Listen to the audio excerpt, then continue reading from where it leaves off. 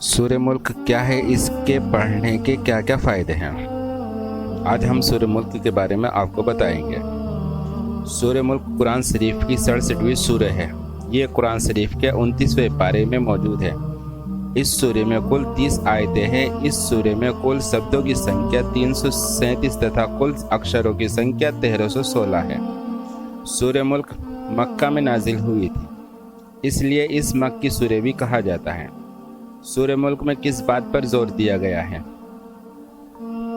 اس سورہ میں اللہ نے اس بات پر زور دیا ہے کہ کوئی بھی انسان اپنی منمانی نہیں کر سکتا، یعنی انسان اپنی اچھا دوسرے لوگوں پر تھوپ نہیں سکتا، اس سے زبردستی کام نہیں کروا سکتا، وہ صرف حکم دے سکتا ہے۔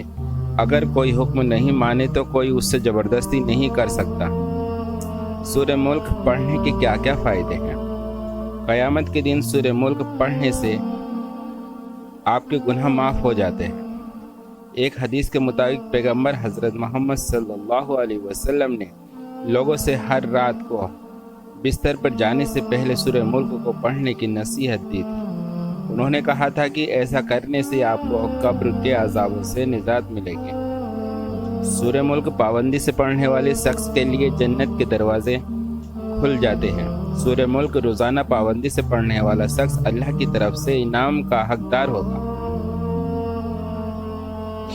سورہ ملک ہمارے ایمان کی حفاظت کرتی ہے اور ہمیں صحیح راستے پر جانے کی نصیحت دیتی ہے۔ جو شخص ہر رات کو سورہ ملک پڑھ کر سوئے گا، اس کی حفاظت ایک فرشتہ کرے گا۔ وہ رات بھر اسے برے وسوسے سے بچائے گا۔ سورہ ملک پڑھنے والا شخص کبھی گمراہ نہیں ہوگا، اللہ اسے گمراہی سے بچائے گا۔ سورہ ملک پڑھنے سے آپ کی دعا جلد قبول ہوتی ہے۔ زندگی میں حوصلہ بڑھانے کے لیے روزانہ سورہ ملک کی تلاوت کیا کریں۔ سورہ ملک کو پڑھنے سے آپ کا دل اور دماغ شانت رہتا ہے، دماغ سے ٹینشن نکل جاتی ہے اور زندگی میں خوشحالی آ جاتی ہے۔ سورہ ملک کو کیسے یاد کیا جائے؟ ویسے تو قرآن کی کوئی بھی آیت یا سورہ کو یاد کرنا مشکل نہیں ہے۔ ہر سورہ کو یاد کرنا آسان ہے، بشرط آپ کا دل اور دماغ صرف اللہ کی طرف ہونا چاہیے۔ قرآن کی ہر سورہ کو اگر کوئی شخص دل سے پڑھتا ہے تو وہ سورہ اس کو اپنے آپ یاد ہو جاتی ہے۔ پھر بھی ہم آپ کو بتا دیتے ہیں کہ سورہ ملک کو کیسے یاد کر سکتے ہیں۔ سب سے پہلے تو سورہ ملک پڑھنے کا ایک وقت طے کیجیے، ایسا وقت جس میں آپ کے دماغ میں کوئی دوسری چیز نہ چل رہی ہے۔ زیادہ تر ایسا وقت رات میں ہوتا ہے یا صبح جلدی کا وقت ہوتا ہے۔ پھر بھی آپ اپنی سہولیت کے حساب سے ایسا کوئی وقت نکال لیں۔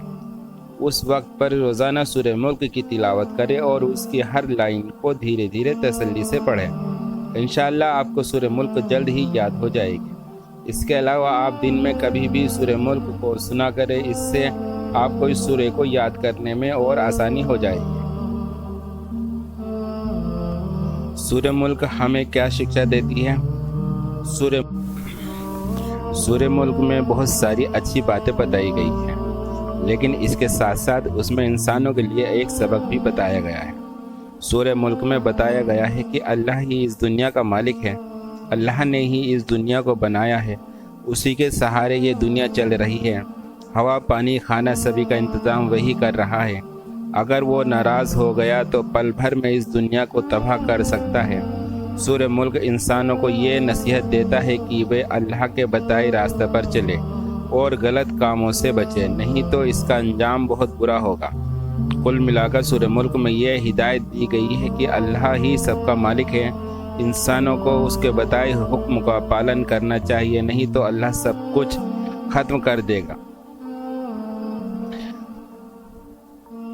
سورہ ملک میں یہ بھی بتایا گیا ہے کہ جو لوگ اچھا کام کرتے ہیں اور دنیا میں رہ کر اللہ سے ڈرتے ہیں، انہیں انعام دیا جائے گا اور اللہ پر اس کی رحمت برسے گی، اور جو برا کام کرے گا اس کو سزا بھی ملے گی۔ اللہ سورہ ملک میں ایسے لوگوں کی چیتاونی دیتا ہے جو اللہ کو نہیں مانتے اور بتوں کی پوجا کرتے ہیں۔ ایسے لوگ بھینکر عذاب کا شکار ہوں گے۔ آخری نصیحت، سورہ ملک پڑھ کر ہمیں یہ اندازہ تو لگ ہی جاتا ہے کہ اللہ ہی سب سے بڑا ہے، انسان اس کے سامنے کیڑے مکوڑوں کی طرح ہے۔ اللہ چٹکی میں اس دنیا کو بنا بھی سکتا ہے اور برباد بھی کر سکتا ہے۔ آج ہم دیکھتے ہیں کہ فلاں جگہ پر بھوکم آیا تو ہزاروں لاکھوں لوگ مارے گئے۔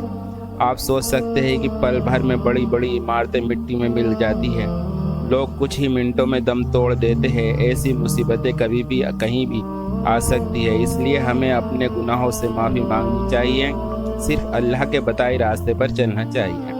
اگر ہم امیر انسانوں کو ہی سب کچھ ماننے لگیں گے تو اللہ ہم سے ناراض ہو جائے گا اور ہم اس کے عذاب کا شکار کبھی بھی ہو سکتے ہیں۔ اس لیے ہمیں صرف اللہ کی عبادت پر دھیان دینا چاہیے، اپنے گناہوں کی معافی مانگنی چاہیے۔ دنیاوی زندگی ہی سب کچھ نہیں ہے، ہمیں اپنی آخرت کو بھی یاد کرنا چاہیے تاکہ ہم جہنم کی عذاب سے بچ سکیں۔